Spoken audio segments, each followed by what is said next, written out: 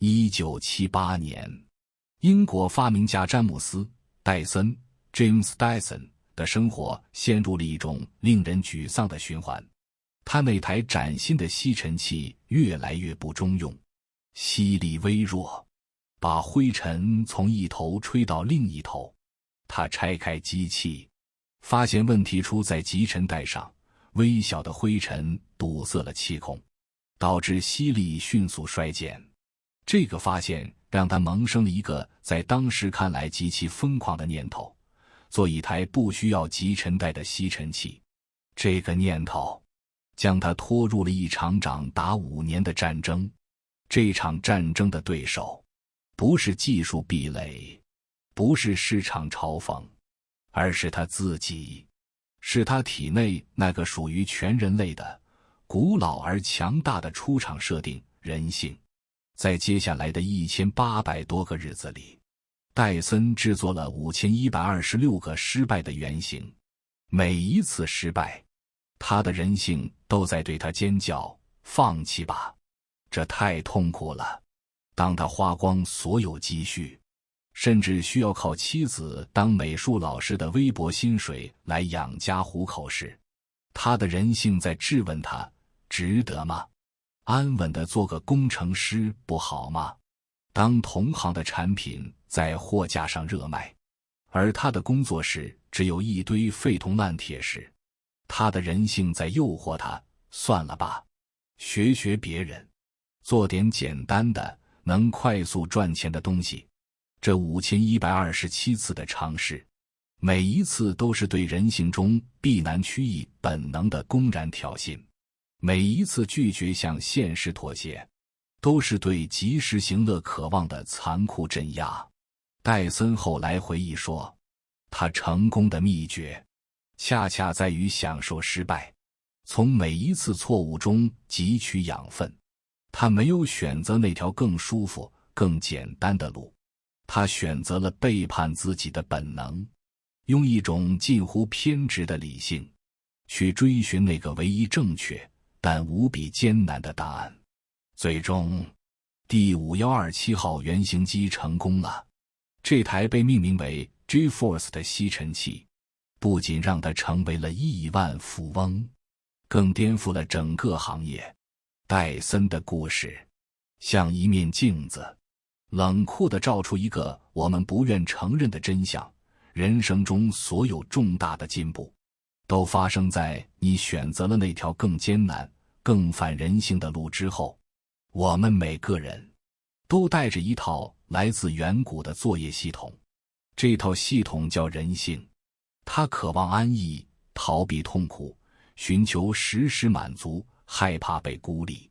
在那个食物匮乏、猛兽环伺的年代，这套系统是我们祖先生存的保障。但在今天这个物质极大丰富、精神极度内卷的时代，它却成了我们向上攀爬时最沉重的枷锁。你想得到的那些稀缺的回报、非凡的成就、深刻的智慧、稳固的财富，它们的生成逻辑无一不是建立在延迟满足、直面痛苦和独立思考之上，这与你的人性格格不入。所以，真正的翻身，不是学习某个新技能，不是抓住某个新风口，而是一场向内的革命，一场你亲自发动的针对自己天性的背叛。这听起来很残酷，但它并非要你变成一个没有感情的机器，恰恰相反，它是让你从早已不适应现代社会的原始冲动中解放出来，夺回人生的主导权，做出那个对的，而不是那个爽的选择。用未来的糖抵抗眼前的爽。心理学史上那个著名的斯坦福棉花糖实验早已揭示了残酷的真相：那些能为了第2颗棉花糖而忍耐15分钟的孩子，在10几年后普遍比那些立刻吃掉糖的孩子更成功。这个实验的核心就是延迟满足，用当下的不爽去换取未来更大的回报。这恰恰是人性最难对抗的陷阱之一。我们的大脑里有一个古老的多巴胺奖赏机制，它追求的是立刻、马上的快乐。所以，你明知该提升自己，却在短影片的无限下滑中度过一个又一个夜晚。你明知健康重要，却总在垃圾食品的诱惑面前缴械投降。你明知储蓄必要，却总把薪水变成最新的电子产品和一堆几乎不穿的衣服。这不是你的错，这是我们所有人的出厂设定。但高手之所以是高手，就是因为他们学会了欺骗这个设定。他们并非没有欲望，而是学会了在脑中建立一个更强大的奖赏关联。当他们需要学习1小时，他们想的不是好痛苦，而是清晰地看到，这1小时的投入将在未来的某个时刻变成一次关键的晋升机会，一笔可观的投资回报，或是一种更深刻的看世界的眼光。他们把未来的那个更大的棉花糖看得清清楚楚，让它发光，让它成为抵抗眼前诱惑的灯塔。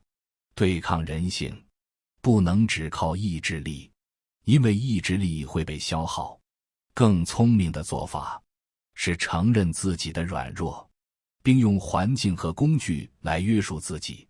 如果你要专心工作，就把手机放到另一个房间；如果你要健康饮食，就不要在家里储存任何垃圾食品。就像奥德修斯为了抵抗女妖的歌声，让船员把自己绑在桅杆上一样。这不叫懦弱，这叫智慧。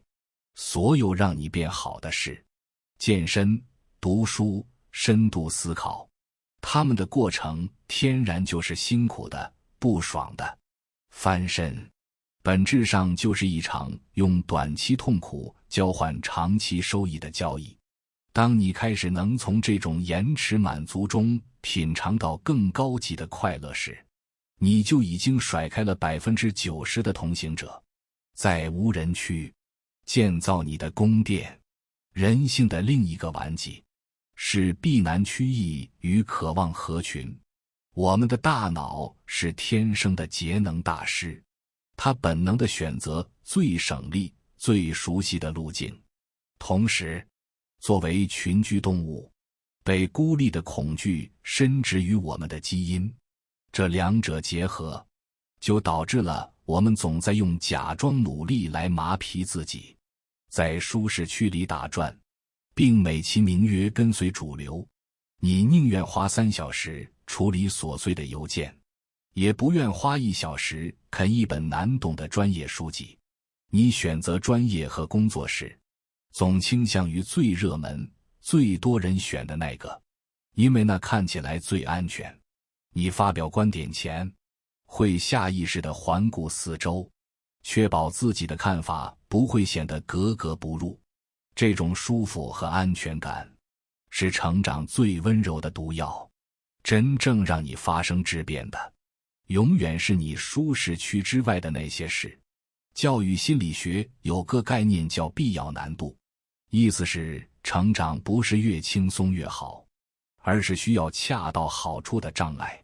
知识和技能才能真正长在你身上。就像健身，你必须举起那个让你感到吃力的重量，肌肉纤维撕裂后才能超量恢复，变得更强。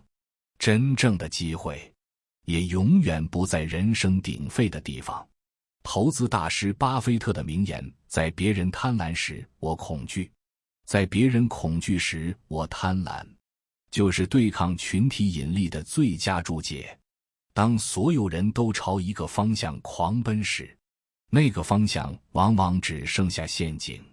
所有伟大的创造和颠覆性的思想，几乎都诞生于孤独。这里的孤独，不是社交隔绝，而是一种能屏蔽外界噪音，专注于内心声音的强大心理状态。学会主动选择高质量的孤独，每周给自己一段完全不被打扰的时间，关掉手机，不去见任何人，只是散步、发呆，或与自己对话。学会主动筛选你的信息源，用阅读经典代替刷碎片新闻，用深度思考一个问题代替浏览100个标题。当一个观点或机会广受欢迎时，养成反人性的习惯，停下来问问自己，它的对立面是什么？最大的风险在哪里？如果所有人都错了呢？查理·芒格说，反过来想，总是反过来想。这种逆向思考能力，能让你看到别人看不到的盲点。当你敢于走上一条少有人走的路，你可能会暂时失去掌声，但你最终会赢得整个世界。做自己的首席检察官。人性中还有一个极其隐蔽的 bug， 强大的自我保护机制。当我们搞砸一件事，大脑为了避免我们陷入我不行的痛苦，会立刻启动甩锅流程。这不是我的错，是运气不好，是别人不配合，是方法有问题。我们都是天生的辩护律师，总能为自己的失败找到完美借口。这种自我原谅，短期内保护了脆弱的自尊，长期看却剥夺了从失败中学习的宝贵机会。如果你总能轻易原谅自己，市场和生活就不会原谅你。反人性的终极一步，就是停止做自己的辩护律师，开始做自己的首席检察官。桥水基金的创始人瑞·达利欧极度推崇痛苦加反思等于进步的公式。他认为痛苦是信号，提醒你有些事不对劲，需要停下来冷酷无情的复盘。他甚至在公司内开发工具，让所有人能公开评价彼此的错误，目的就是对抗人性中隐藏错误、美化失败的倾向。这个过程极度痛苦，需要你直面自己的愚蠢、懒惰和无知，但唯有如此，你才能找到问题的根源，确保不再掉进同一个坑里。学会用第一性原理去思考，像埃隆·马斯克那样，把事物打碎到最基本的公理，然后从地基开始重新构建。他造火箭，不是想怎么把现有火箭改得更便宜，而是去问火箭的原材料多少钱，然后发现成本只占 2%， 于是得出结论，问题出在制造环节，并由此颠覆了整个行业。这就是深度思考的力量，它极度消耗心力，却能带给你无与伦比的洞察力。我们终其一生，不过是想活成一个更好的自己，但通往这个目标的路上，最大的敌人，往往就是我们自己，是那个追求安逸、害怕痛苦、渴望认同的原始本能，在拖住我们前进的脚步。翻身，不是一场向外的征服，而是一场向内的战争。打赢了，你将获得前所未有的自由和力量。这场战争不需要你一下子变成一个苦行僧，而是从今天起，在每一个选择的岔路口，都试着做一次小小的背叛。背叛那一刻再刷5分钟的冲动，选择翻开书，背叛了一句明天再开始的借口，选择穿上跑鞋，背叛那一次大家都这么认为的盲从，选择独立思考。每一次微小的背叛，都是在重塑你的大脑，都是在为你未来的自由和强大投下信任的一票。慢慢来，你会发现，当你敢于向自己宣战，整个世界都会为你让路。